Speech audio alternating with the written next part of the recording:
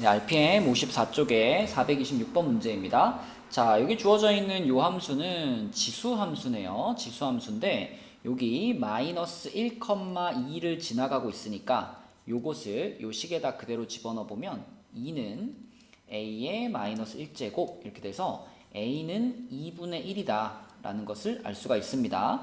따라서 여기 있는 요 fx라는 함수는 지금 2분의 1의 x제곱이라는 지수함수인데 이 지수함수의 역함수를 gx라고 했죠. 그럼 여러분 지수함수의 역함수는 로그함수고 로그함수의 역함수는 지수함수다. 이거 알고 있죠? 그래서 이렇게 생긴 지수함수의 역함수는 똑같은 숫자를 밑으로 갖는 로그 2분의 1의 x가 되겠습니다. 그럼 이 녀석에다가 4를 집어넣으세요 라고 했으니까 이거는 로그 2분의 1의 4가 되겠고 그러면은 요거는 2의 마이너스 1제곱이고 얘는 2의 2제곱이니까 마이너스 2라고 답을 찾을 수 있겠습니다. 427번 문제입니다. 역함수를 찾으세요 라고 했는데 역함수를 찾는 단계는 항상 똑같죠. 역함수를 찾는 단계는 주어진 식을 x는 뭐뭐뭐뭐로 정리를 해주시고 그리고 두 번째로 x와 y의 자리를 서로 바꿔준다. x자리에 y 넣고 y자리에 x 넣고 그러면 역함수가 만들어지죠. 그래서 우리는 이 지수함수의 역함수를 찾으면 로그함수의 형태가 될 거다라는 걸 알고 있어요. 그럴 수밖에 없는 이유가 얘를 이제 x는으로 정리하기 위해서는 이 지수에 올라가 있는 이 x를 끌어내려야 되는데 이걸 끌어내릴 수 있는 방법이 로그를 취하는 방법밖에 없거든요. 그래서 로그를 취하기 전에 먼저 마이너스 1을 넘겨서 요렇게 우변을 2의 몇 제곱 요런 것만 혼자 있게 만들어 주시고 자, 그 다음에 이제 여기에 양변에 밑을 2로 하는 로그를 취해 버리는 겁니다. 여기다 밑을 2로 하는 로그를 이렇게 취해요. 이렇게 취하면은 그러면 좌변은 로그 2의 y 플러스 1이 되고요. 우변에서는 이제 자, 이 부분이 로그의 성질에 의해서 앞으로 끌어내려지고 로그 2의 2는 1 되니까 사라지겠죠. 그래서 이렇게 만들 수가 있습니다. 그러면은 얘를 이제 마지막 x는 뭐뭐뭐로 예쁘게 정리하기 위해서 넘겨주면 x는 마이너스 로그 2의 y 플러스 1 플러스 3 이렇게 쓸 수 있고 여기서 x자리와 y자리를 싹 바꿔서 y는 마이너스 로그 2의 x 플러스 1 플러스 3 자, 이렇게 쓰셔도 답이 되고요. 아니면은 나는 여기 마이너스 붙어 있는 게 싫어요. 그러면 이런 방법도 있죠. 이 마이너스를 여기 밑에 있는 2한테 붙여줘가지고 로그 2분의 1에 x 플러스 1 플러스 3 이렇게 쓰는 것도 답이 되겠습니다. 뭐 둘 다 괜찮아요. 아이고. 자, 둘 다 괜찮아요. 자, 이게 1번 답이고요. 2번은 로그 함수니까 아마도 지수 함수의 형태를 띠겠다라는 걸 예측할 수 있고 자, 이때는 어떻게 정리해주면 좋냐면 3을 이항시켜서 y-3은 로그 2의 x-4 이런 식으로 로그가 혼자 있게 만들어준 다음에 로그의 정의대로 자, 2의 y-3제곱은 x-4다 이런 식으로 바꿔주면 좋겠죠. 그래서 2의 y-3제곱은 x-4다 이렇게 써주고 자, 4까지 넘겨버리면 2의 y-3제곱 플러스 4가 x다 이렇게 될 거고요. 그럼 x에 대해 정리 끝났으니까 x, y 바꿔버리면 되겠죠. 그럼 y는 2의 x-3제곱 플러스 4가 바로 주어진 함수의 역함수가 되겠습니다. 네, 428번 문제입니다. 자, fx가 로그 3의 x 요런 로그 함수인데요. 이거에 대한 역함수 gx가 등장을 하죠. 뭐 이거는 찾는데 시간 걸리는 거 아니니까 그냥 요거 역함수면은 지수 함수인데 밑이 3인 거니까 이렇게 쓸 수 있겠죠. 자, 이렇게 바로 써놓고 시작을 해보면 g 알파가 2라고 했습니다. g 알파가 2면 이럴 때 우리는 이렇게 표현할 수 있죠. f2가 알파다. 그쵸? 역함수로 바꿔주고 이렇게 자리 바꿔버리고 그럼 f2라고 하는 건 여기다 2를 집어넣는 거니까 알파는 로그 3의 2가 되겠고요. 자, 마찬가지로 g 베타가 7이다 라고 했습니다. 그러면 g 베타가 7이면 f7이 베타다 이런 뜻이 되겠죠. 그럼 f7이라고 하는 건 여기다가 7 집어넣어서 로그 3의 7이 되겠네요. 자, 그럼 이제 문제에서 g 알파 플러스 베타를 찾으세요 라고 했으니까 먼저 알파 플러스 베타를 생각을 해보면은 요 두 식을 서로 더하면 되잖아요. 더하면 로그 3의 2 더하기 로그 3의 7 이렇게 되면서 얘가 로그 3의 14가 되겠죠. 로그 3의 14. 자, 그렇다면 마지막으로 G 알파 플러스 베타라는 건, 자, G 로그 3의 14 이걸 말하는 거고, 우리는 이미 gx가 이렇게 생긴 지수함수라는 걸 알고 있기 때문에 자, 3의 로그 3의 14제곱 이렇게 쓸게요. 그러면 이런 모양 기억나죠? 요 자리와 요 자리를 이렇게 바꿔도 돼요. 그치?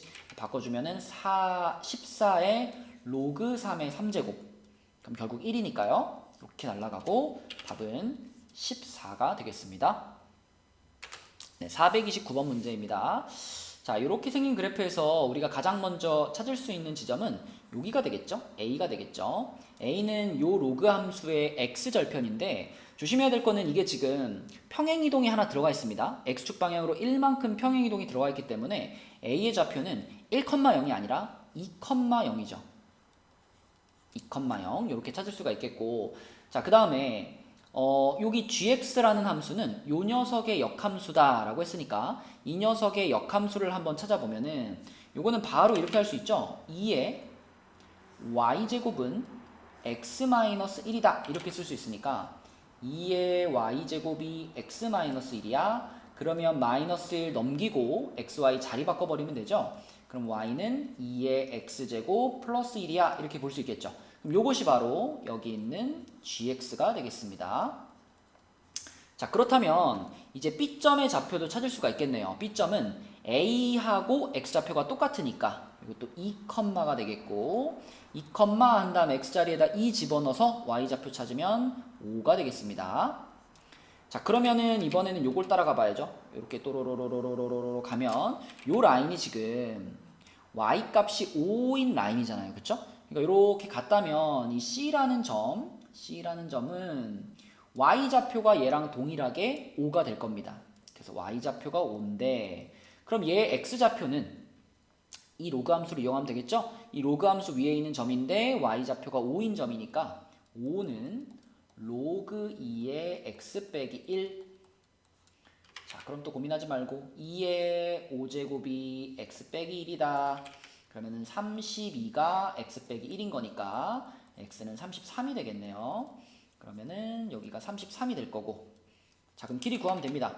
여기서부터 여기까지 길이는 자, 한눈에 봐도 5인 거 보이고요. 그 다음에 여기서부터 여기까지의 길이는 x좌표에서 요거의 x좌표 빼니까 31이 되겠네요. 그쵸? 그러면 두 선분의 길이를 더하라 그랬으니까 이 문제의 답은 36이 되겠습니다. 네, 430번 문제입니다. 자, 요 그래프에서 지금 M점이 P점과 Q점의 중점이다 라고 말했는데 지금 보면 P라는 점은 요 함수에다가 X자리에 2를 집어넣어서 나온 점이기 때문에 로그 5의 2겠고, 그 다음에 M이라는 점은 요 함수의 X자리에 A를 집어넣어서 나온 거니까 로그 5의 A가 될 거고요. 자, 마찬가지로 Q라는 점은 18을 집어넣어서 나온 거니까 로그 5의 18이 되겠습니다. 그럼 지금 이 M점이 P와 Q의 중점이다 라고 했으니까 이러면 우리가 식으로 어떻게 표현할 수 있냐면 P라는 점과 Q라는 점의 딱 중간, 그러니까 PQ의 평균이 M이라고 볼 수 있는 거잖아요. 이렇게 생각할 수 있죠. P랑 Q를 더해서 그걸 2로 나누면 그 값이 M이겠네. 이렇게. 그쵸? 그럼 조금 더 보기 편하게 쓰면은 P 더하기 Q가 2M이겠네. 이렇게 쓸 수 있겠죠? 그러면은 요 세 가지 식을 이용을 해보면 P 더하기 Q는 로그 5의 2 더하기 로그 5의 18이고요. 그것이 2M과 같으니까 자, 2M이면은 2 곱하기 로그 5의 A 하고 가겠네요. 그쵸? 그러면 좌변은 로그의 성질에 의해서 로그 5의 36이 될 거고 우변은 2가 위로 올라가면서 로그 5의 A의 제곱이 되겠습니다. 자, 그럼 당연히 얘랑 얘가 같아야 되는 거니까 A 값은 풀마 6인데 A가 음수인 거는 말이 안 되죠. 진수 조건에 의해서. 그래서 A는 6이다. 답은 6이네요. 네, 431번 문제입니다. 자, 이 그림에서 우리가 가장 먼저 캐치할 수 있는 것은 얘가 한 변의 길이가 4짜리 정사각형이니까 여기서부터 여기까지 길이가 4잖아요.